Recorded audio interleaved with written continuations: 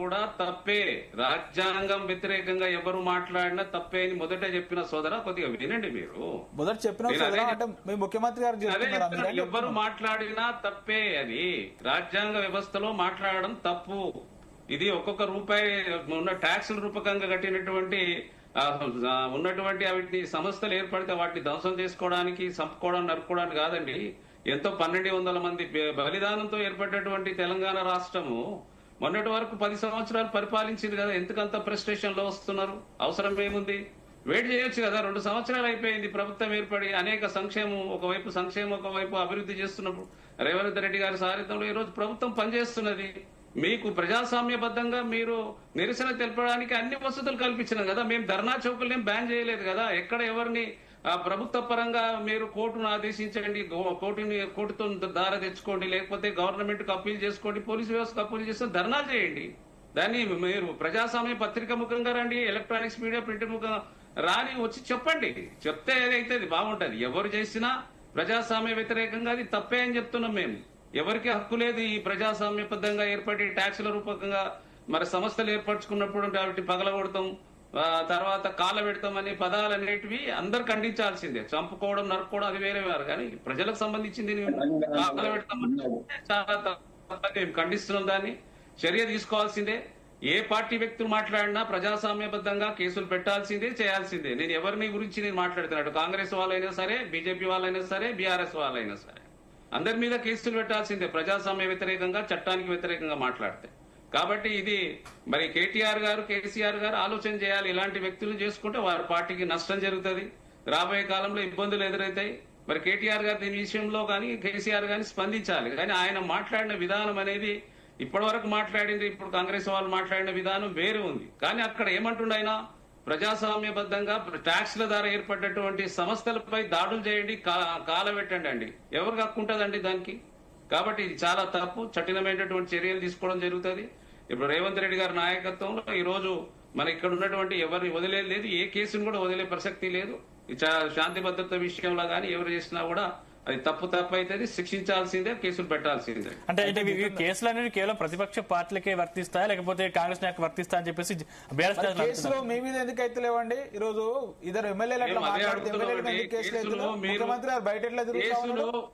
ఇప్పుడు ఒక వ్యక్తి మీద మీకు ఈ రోజు ప్రజలు, ప్రభుత్వము, ప్రజాప్రతినిధి, 3 అంచెల వ్యవస్థ అనేది.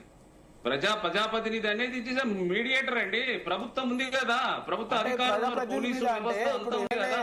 ఎమ్మెల్యేల మీద కేసులు పెట్టొద్దనట.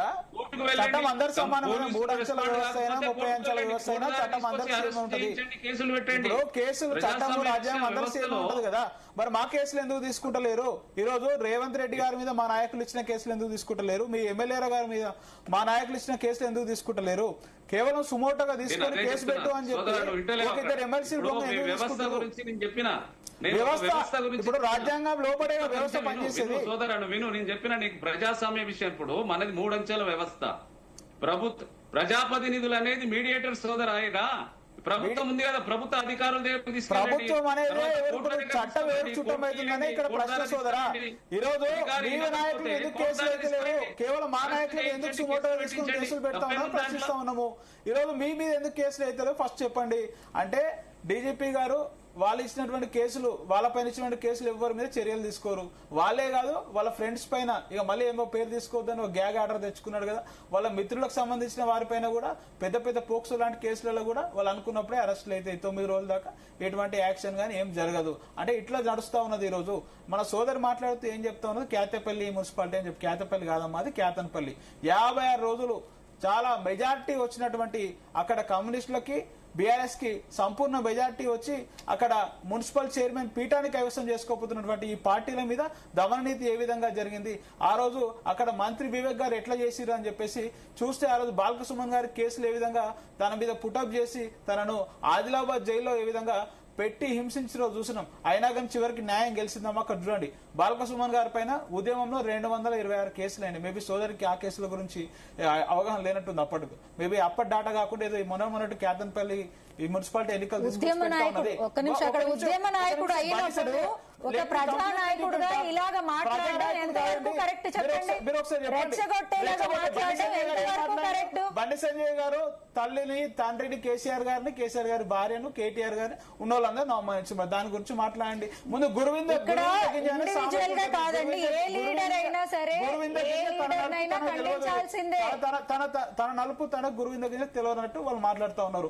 తాను చెప్పింది ఏంటి, ఒక ప్రజా సమస్యల మీద వ్యక్తిగతంగా ఎవరి మీద మాట్లాడిందా? సుమన్ గారు బండి సంజయ్ గారు కూడా ప్రజా సమస్యల మీదే మాట్లాడతారు, అంటే ప్రజా సమస్యల మీదే మాట్లాడతారు. ఇప్పుడు నువ్వు కేసీఆర్ గారికి గుర్తు అని ప్రజా సమస్యనా, లేకపోతే నువ్వు కేసీఆర్ కొడుకువే అయితే ప్రజా సమస్యనా అమ్మా? చెప్పండి, ప్రజా సమస్య ఏంటిదమ్మా? నిన్న బాలక సుమన్ గారు మాట్లాడింది బొగ్గు గని కార్మిక సంఘం సంబంధించి ఆ నాయకులకు వాళ్ళకు ఉన్నటువంటి కష్టాల మీద మాట్లాడింది. అదొక ప్రజా సమస్య.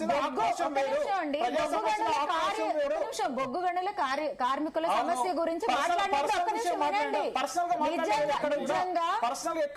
అక్కడ కార్మికుల గురించి ఆయనకు అంత బాధగా ఉంటే, ఒక్క నిమిషం బాధ ఉంటే ఆయన ప్రొటెస్ట్ చేయమనండి. ప్రొటెస్ట్ రకరకాలు చేస్తారమ్మా,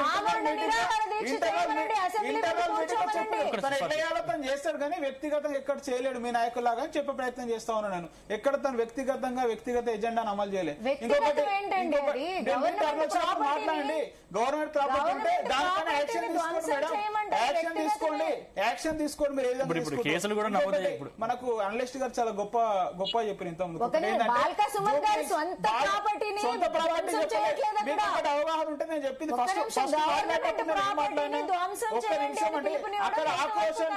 ఆక్రోశాన్ని మాత్రం వెళ్ళగట్టిండు. అగ్గిరాజేస్తామని మాట్లాడతారు, అగ్గిరాజేస్తామని మాట్లాడితే అగ్గి పెడతారని అడుగుతా ఉన్నా. ఈరోజు తల్లి తరిమేస్తారని మాట్లాడితే తల్లి తరిమి రాయతారని అడుగుతా ఉన్నాము. బరాబర్ మీరు పరిపాలించేటటువంటి ప్రాంతం గురించి పోరాడండి. బరాబర్ పోరాడతారు. నైని బొగ్గు గనుల స్కామ్ ఏం జరుగుతుంది అన్నాడు, దాని గురించి వచ్చి మాట్లాడదాం చెప్పు. ఇటువంటి అన్ని అంశాలు ఉన్నాయి. తను చెప్పింది ఏంటంటే ఆక్రోషం వెళ్ళగొక్కే ప్రయత్నం, అక్కడ ఉన్నటువంటి ప్రజల యొక్క బాధలను తన స్టైల్లో తను వెళ్ళగొచ్చింది తప్ప దానికి మించి ఏం జరగలేదు. ఇంకొకటి బండి సంజయ్ గారు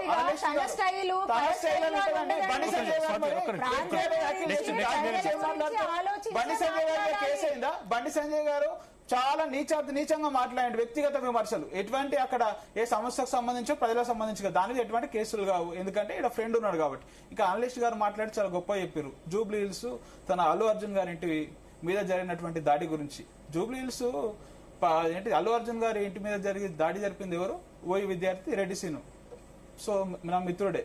రెడ్డి సీను దాడి జరిపితే ఏం చేయాలి? అట్లాంటి వాళ్ళు లేకపోతే రేవంత్ రెడ్డి ఎంకరేజ్ చేయొద్దు.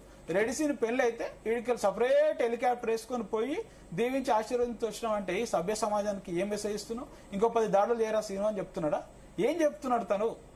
చాలా క్లియరే కదా ఇది. పావని గౌడ్ గారు ఉన్నారు, మన నాయకురాలు, పార్టీ నాయకురాలు, చాలా సోషల్ మీడియా చాలా యాక్టివ్ ఉంటుంది తను.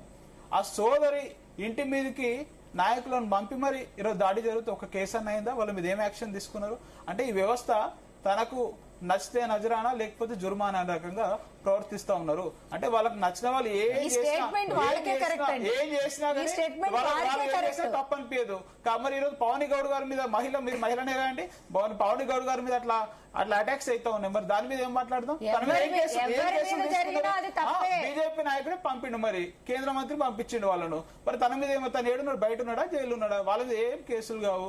కేవలం కేసులు ఎవరంటే ఈ రోజు ప్రతిపక్షంలో ఉండి గట్టిగా ప్రశ్నిస్తున్నా, గట్టిగా గొంతెత్తుతున్న బీఆర్ఎస్ మీద, బీఆర్ఎస్ నాయకుల మీద, బీఆర్ఎస్ కార్యకర్తల మీద, కేవలం బీఆర్ఎస్ వారి మీదనే కేసులు అవుతా ఉంటాయి. ఇప్పుడు ఏదో చెప్పేయాలని, ఎవరి మీద ఒకరి మీద మనం బ్లేమ్ చేయాలని, బ్లేమ్ చేయడం వల్ల ఏం కాదండి.